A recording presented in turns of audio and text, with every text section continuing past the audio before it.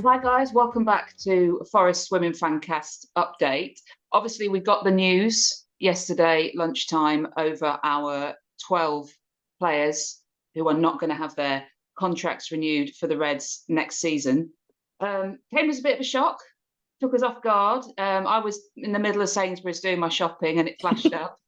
I didn't know whether to, grab my cornflakes or my eggs and rush out or what to do. But yeah, massive shock for a lot of these players. We're not going to dwell too much on the ins and outs. We just kind of wanted to give you guys a bit of a reaction to the news and how we feel about it initially. Obviously, we're going to go through it in a bit more detail in future pods.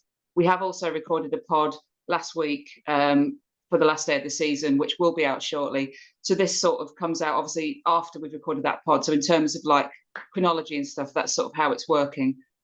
So the 12 players that are being released, all of these players, their contracts have ended now. So a lot of them are on 1 year contracts or just till the end of the season. So Kate Longhurst, Naomi Beddoe, Jess Hennessy, Sophie Domingo, Amy Sims, Holly Manders, Bridget Galloway, Holly Turner, Millie Chandarana, Megan Bell, Alice Kitely, and Holly Mears. Now, there are some big shocks in there. I'll start with me personally. Sophie Domingo, Holly Manders, and Millie Chandarana for me are absolutely massive shocks.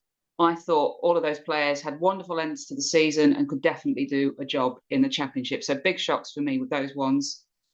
The likes of Kate Longhurst, obviously 36 years old, coming to the end of her career. Can she still do a job in the championship? Did we want to take a chance on her? Obviously, we didn't. Massively upset by that, but no surprise, let's face it. And the majority of those other ones have either not had games or, like Polly Turner, who we got in January, who've not really played. Jess Hennessy, a big shock for me because I thought she was one for the future, along with Megan Bell. Players like Amy Sims and Alice Kitely as well. Maybe they're not quite up to that standard. I don't know. But anyway, Ollie, what are your thoughts on this one, mate? Well, you talked about the 1 year deals, and women's football is a very delicate ecosystem, and there could be 12 different reasons why 12 different players left. And I don't suppose we'll ever know the ins and outs of that unless someone goes public about it. I think I had the same names down, Sophie, Millie, and Kate. Sorry. Yeah, Sophie, Millie, Kate, and Holly Manders. They were big shocks for me.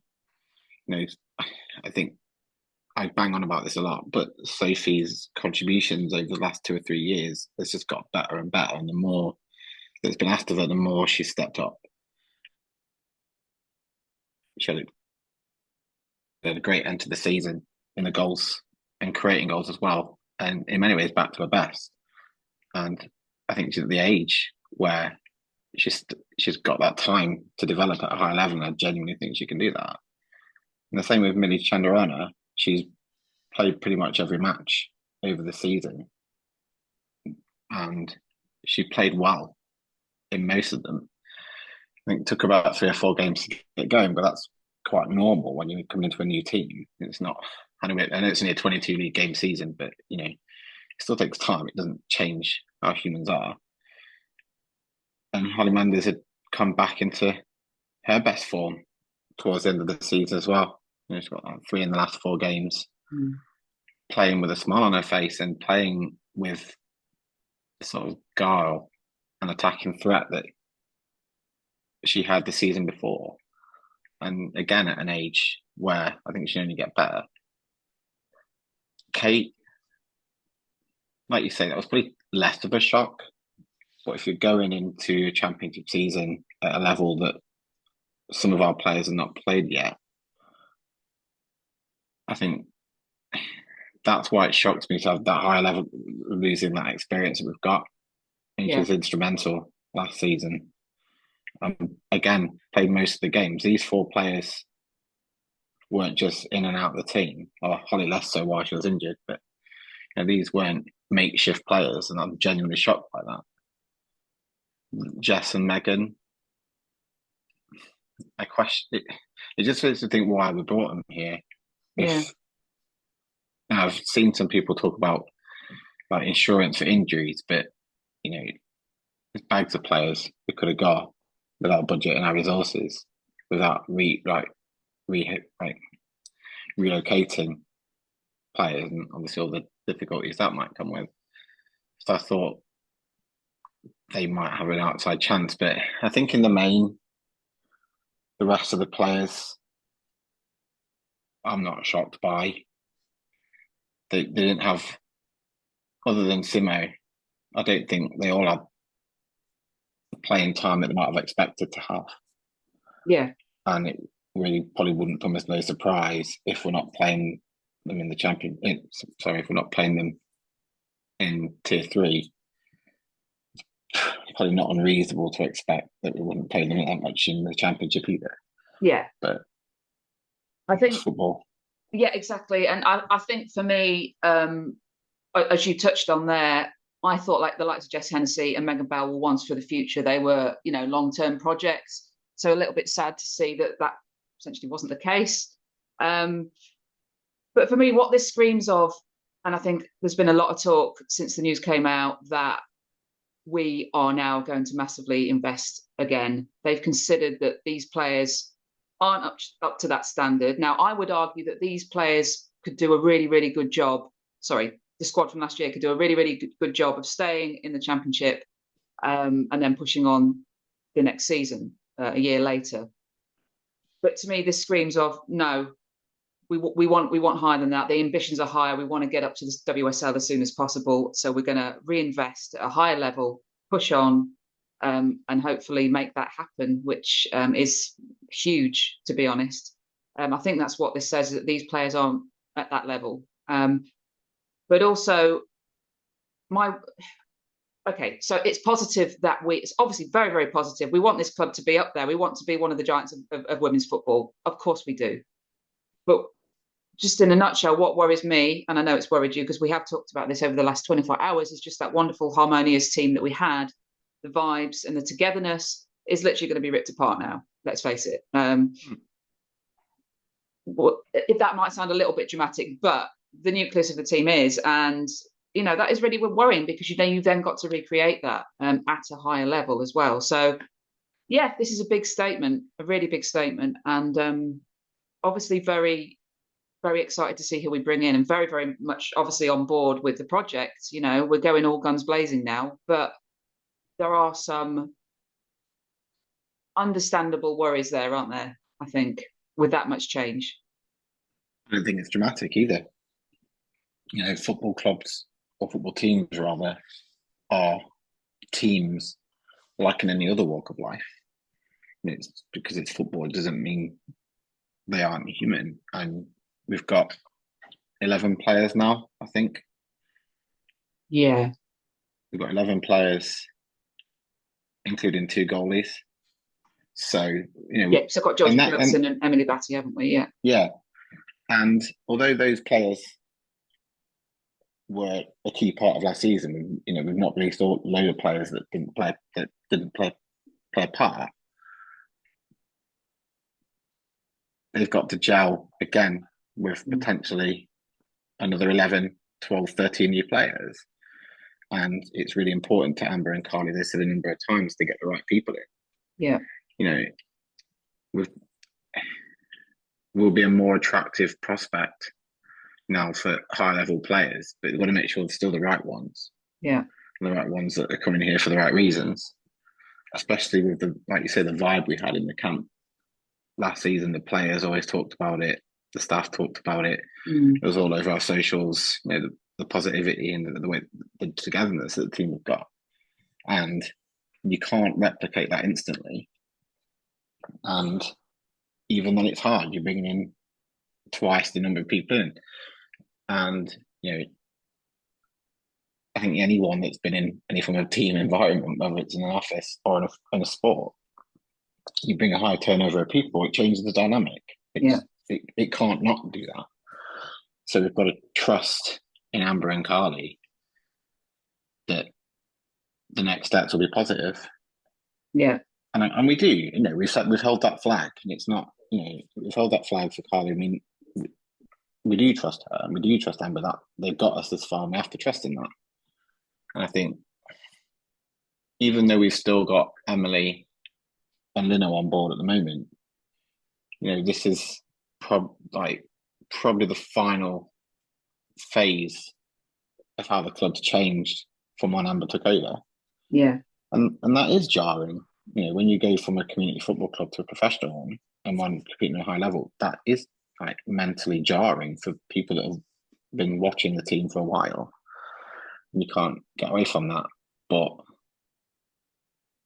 like you said, we want to be at the highest level. Yeah. And we want players from the highest level. Yeah, well, exactly. And football is a ruthless business, isn't it? And there is no scope for sentimentality, really.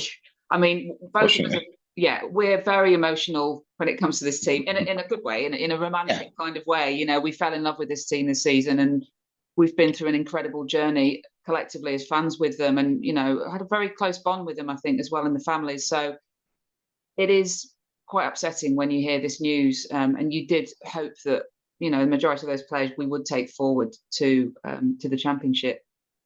Let's not forget, though, there's some fantastic players that we've left. Sorry, so some fantastic players that are going forward, and there's lots of positivity to be had. I'm really excited to see what Mel and Charlie Wennings can do in the championship, personally, and players like Casey Howe coming back from injury should be really, really exciting, and who we're going to buy to sort of knit into that as well. But I just wanted to sort of say as well a massive, massive thank you and congratulations for last season, and all the best of luck in the world. And thank you so much to every single one of those players, because they all contributed incredible amount to that team and to get this promotion. Their contribution cannot be understated. It's really sad, but unfortunately that's where we are at in football. But thank you for a wonderful season, because it was a great ride, wasn't it, with those players? And I do genuinely feel really upset, but you've got to move on. You've got to move on. Life moves quickly, and it does. That's just the way it is, unfortunately. And both of those things can be true. In men's football, you don't get those attachments to players. Yeah. I've been reading this morning about Morgan Gibbs-White's links with Man City. We signed him from Wolves. The likelihood is he'll move on at some point. Yeah. That's football. That the pace at which players move on is quite normal, and there isn't that sort of closeness with the players. You don't have it because it's just normal that players move on. And for teams like Forest, who had a very similar squad for 2 or 3 years, that won stuff, and it is sad to see the sort of end of that. And that can be true while also being cognizant of the fact that what the club are doing is trying to get to the top. Yeah. And there will be players on that way that aren't and won't be WSL players, and there's no shame in that. But that's where we are, and we have to sort of trust in the process, so to speak. And I'm sure Amber and Carly are on it, identifying players in the profile that they want, and they will be on it. We can't go into a championship season with the numbers we've got now. There has to be new players. And I think what's exciting is that the Forest are a much bigger prospect now for players that are on an upward trajectory. Because as good as our players are, when players drop down a level, it doesn't make them bad players, but when you're bringing in players on an upward trajectory, when the club's on an upward trajectory, it makes it a bit more exciting for me. And we will probably get players that want to reach the top with us.